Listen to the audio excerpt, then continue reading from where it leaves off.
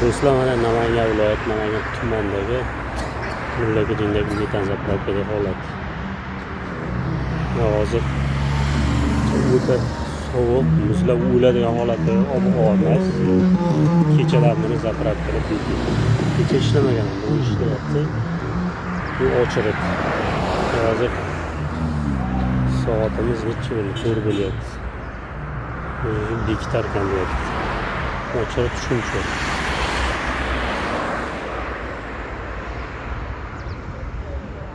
Hamma joyda shu holat ekan.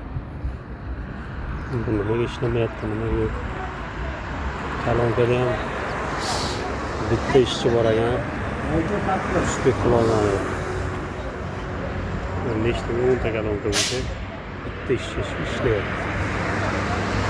Ertadan bu benzinlar narxi yana ko'tarilsa kerak.